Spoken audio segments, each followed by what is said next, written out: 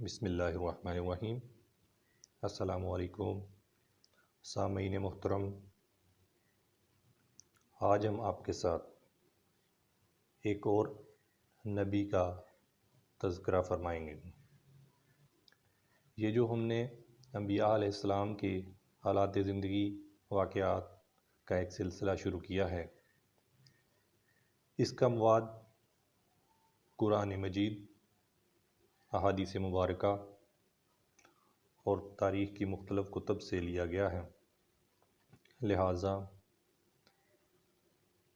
As a انسان، as a human being, اگر اس مواد کی ترتیب میں، اس کے بیان میں اگر کسی قسم کی کوئی کمی بیشی، کوتاہی یا کوئی ایسا مواد موجود ہے جو آپ نے محسوس کیا ہو کہ قرآن مجید یا احادیث مبارکہ سے متصادم ہے، تو براہ کرم ہمیں اس سے آگاہ فرمائیں تاکہ ہماری درستی ہو سکے۔ جزاک اللہ خیر۔ اعوذ باللہ من الشیطان الرجیم، بسم اللہ الرحمن الرحیم۔ حضرت آدم علیہ السلام۔ آج ہم حضرت آدم علیہ السلام کے بارے میں ذکر کریں گے۔ اللہ تعالیٰ نے سب سے پہلے کس چیز کو پیدا کیا؟ اس بات میں مفسرین کی مختلف آراء ہیں اور حدیث کی روشنی میں انہیں واضح بھی کیا گیا ہے، مگر یہاں ہمارا تعلق حضرت آدم علیہ السلام کی ذات سے ہے، اس لیے ابلیس اور آدم علیہ السلام تک ہی محدود رکھتے ہوئے لکھنے کی جرأت کرتے ہیں۔ کتابوں سے جو کچھ اس زمن میں حاصل ہوتا ہے پیش کر رہا ہوں، حقیقت اللہ ہی جانتا ہے، اور اللہ تعالیٰ فرماتے ہیں کہ ہم جنات کو آدم سے بھی پہلے زہریلی آگ سے پیدا کر چکے تھے۔ ابلیس چونکہ بڑا عبادت گزار تھا، اس لیے نوری فرشتوں نے جب یہ دیکھا کہ ابلیس جو جنات کی نسل سے تھا، عبادت گزاروں میں ہم سے بھی بڑھ گیا ہے، تو انہوں نے اللہ سے خواہش ظاہر کی کہ اگر ابلیس ہمارے ساتھ رہے تو اچھا ہے۔ اللہ نے ان کی خواہش پوری کر دی، یعنی ابلیس فرشتوں کے ساتھ رہنے لگ گیا اور ابلیس آسمانوں پر پہنچ گیا اور فرشتوں کا بھی استاد بنتا گیا۔ جب جنات نے نافرمانی کی انتہا کر دی تو اللہ نے فرشتوں کا ایک لشکر ابلیس کی ماتحتی میں ان کی سرکوبی کے لیے بھیجا۔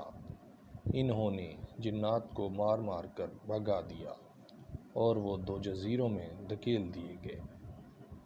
اسی فتح سے ابلیس مغرور ہو گیا اور اس نے سوچا کہ اگر اب اللہ مجھے اس سلطنت سے نکالے گا تو میں نہیں نکلوں گا۔ گویا ابلیس خدا کے مقابلے میں اترنے کی تیاری کر رہا ہے، مگر دوسری طرف اللہ جو مختار کل ہے، اس کے دل کی بات کا جواب یوں دیتا ہے کہ تھوڑے دنوں کے بعد فرشتوں نے لوح محفوظ پر لکھا دیا کہ عنقریب ایک مقرب بارگاہ الہی، عذاب الہی میں گرفتار ہوگا۔ فرشتوں کو فکر لاحق ہوئی اور وہ آپس میں ایک دوسرے سے اس کا ذکر کرنے لگے۔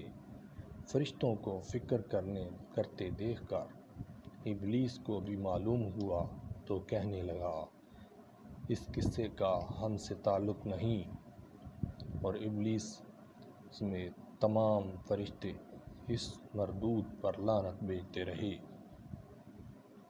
ایک روز ابلیس نے اللہ سے کہا، اے خدا، تو مجھے اس فرشتے کا نام بتا دے جو تیری نافرمانی کرے گا تاکہ میں اسے ہلاک کر دوں۔ اللہ نے فرمایا، تھوڑے عرصہ کے بعد تمہیں خود اس کا پتہ چل جائے گا۔ پھر اللہ تعالیٰ نے زمین کو حکم دیا کہ ہم تم سے ایک مخلوق پیدا کرنے والے ہیں جس میں سے بعض میری فرما برداری کریں گے، بعض نافرمانی۔ جو فرما برداری کریں گے انہیں میں بہشت میں جگہ دوں گا، یعنی کہ جنت میں جگہ دوں گا، اور جو نافرمانی کریں گے ان سے دوزخ کو بھر دوں گا۔ زمین نے عرض کیا، بہشت میں جانے والوں پر تو میں بہت خوش ہوں، مگر جو دوزخ میں جائیں گی میں ان سے خوف محسوس کرتی ہوں۔ اور اس خوف میں زمین اس قدر روئی کہ اس کے آنسوؤں سے ریاں بہہ گئیں۔ پھر اللہ تعالیٰ نے جبریل علیہ السلام کو حکم دیا کہ تم زمین کے اجزاء سے ایک مٹھی مٹی لاؤ۔ جبریل علیہ السلام جب زمین پر پہنچے تو زمین بہت روئی اور اس سے اللہ کی پناہ مانگی، اور وہ زمین کی یہ حالت دیکھتے ہوئے رحم کی نظر سے واپس آ گئے۔ اس کے بعد اللہ تعالیٰ نے میکائیل علیہ السلام اور اسرافیل علیہ السلام کو باری باری بھیجا، وہ بھی اسی طرح واپس لوٹ آئے۔ آخر میں اللہ تعالیٰ نے حضرت اسرائیل علیہ السلام کو بھیجا، وہ زمین کی گریہ زاری کے باوجود مٹی لے آئے۔ اللہ نے پوچھا، تمہیں زمین کے پناہ مانگنے پر ترس نہ آیا؟ تو کہنے لگے، ترس کرتا تو حکم خداوندی کی تعمیل کیسے ہوتی؟ اللہ نے انہیں ملک الموت مقرر کر دیا۔ اسرائیل علیہ السلام نے کہا، اے اللہ، موت دنیا میں مکروہ چیز گنی جاتی ہے، اس میں تیرے نبی اور پیغمبروں جیسی ہستیاں بھی ہوں گی، یعنی کہ جو موت کا ذائقہ چکھیں گی، اس لیے لوگ مجھے اپنا دشمن سمجھیں گے۔ اللہ نے فرمایا، ہم موت کے لیے بیماریاں بنا دیں گے اور دنیا کی نظریں بھی تمہیں دیکھ نہ سکیں گی، چونکہ حضرت اسرائیل علیہ السلام نے زمین کے مختلف اجزاء سے مٹی اکٹھی کی تھی۔ آدم علیہ السلام، ان کا خمیر مٹی کے خمیر سے بنا جو کہ کھنکھناتی ہوئی، کھڑکتی ہوئی، برتن کی طرح کھڑکتی ہوئی مٹی سے بنا۔ یہ اللہ تعالیٰ کی قدرت ہے۔ اللہ تعالیٰ نے ان کو اس طریقے سے پیدا کیا۔ جب کھنکھناتی ہوئی مٹی سے حضرت آدم علیہ السلام کی شکل و صورت اور جسم بن گیا تو فرشتے اسے دیکھنے لگے، اور اس کی پیدائش کے بعد فرشتوں نے اللہ تعالیٰ سے اس بارے میں کیا پوچھا اور کیا سوال و جواب ہوئے، وہ ہم آپ سے ابھی بیان کرتے ہیں۔ اللہ تعالیٰ نے فرشتوں سے یہ سوال کیا کہ زمین میں اپنا ایک خلیفہ بنانے جا رہا ہوں۔ تو فرشتوں نے عرض کیا کہ کیا تو اس شخص کو زمین میں آباد کرتا ہے یا کرے گا جو فساد پھیلائے گا اور خون ریزیاں کرے گا؟ حالانکہ ہم تو تیری حمد، تسبیح اور پاکیزگی بیان کرتے ہیں۔ اللہ تعالیٰ نے انہیں جواب دیا، میں وہ چیزیں جانتا ہوں جو تم نہیں جانتے۔ فرشتوں نے اس حکم پر معافی مانگی اور کہنے لگے، اے اللہ، ہم توبہ کرتے ہیں اور تجھ سے روتے ہوئے معافی مانگتے ہیں۔ پھر اللہ تعالیٰ نے آدم علیہ السلام کو تمام چیزوں کے نام یاد کروا دیے، پڑھا دیے، اور فرشتوں سے کہا، اگر تم اپنے بات میں اپنے قول میں سچے ہو تو ان چیزوں کے نام بتاؤ۔ فرشتوں نے اپنی معذوری ظاہر کی اور کہا تو پاک ہے اور ہمیں صرف اتنا ہی علم ہے جو تو نے بتا دیا، اور تو بڑا جاننے والا اور حکمت والا ہے۔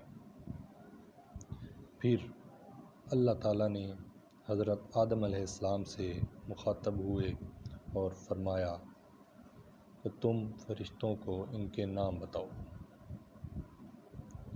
پھر حضرت آدم علیہ السلام نے تمام چیزوں کے نام بتا دیے۔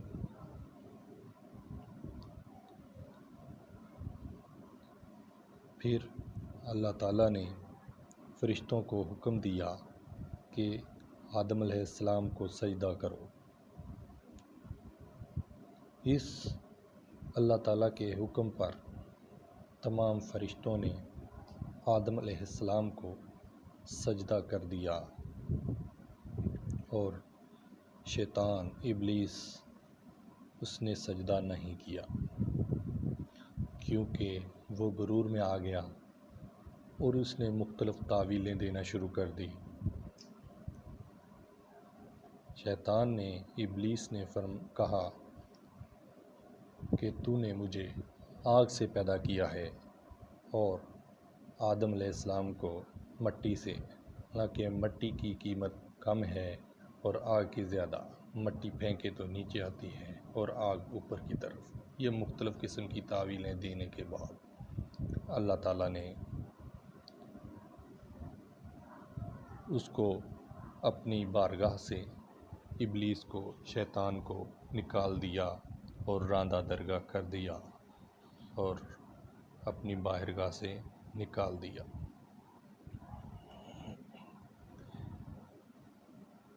اس پر شیطان ابلیس نے آدم علیہ السلام سے بدلہ لینے کا سوچا اور اللہ تعالیٰ سے دعا مانگی کہ مجھے لمبی زندگی عطا کی جائے اور قیامت تک مجھے مہلت دی جائے تاکہ میں ان لوگوں کو بھی راستے سے بھٹکاؤں جو آدم علیہ السلام اور اس کی اولاد میں سے ہیں۔ اللہ تعالیٰ نے فرمایا جو میرے بندے ہیں، جو سیدھی راہ پر چلنے والے ہیں، ان کو تو کبھی بھی گمراہ نہیں کر سکے گا، اور جو تیری پیروی کریں گے ان کو دوزخ کا ایندھن بنا دوں گا۔ پھر اللہ تعالیٰ نے آدم علیہ السلام کو جنت میں بھیج دیا، اور شیطان نے ابھی اپنا بدلہ لینا تھا۔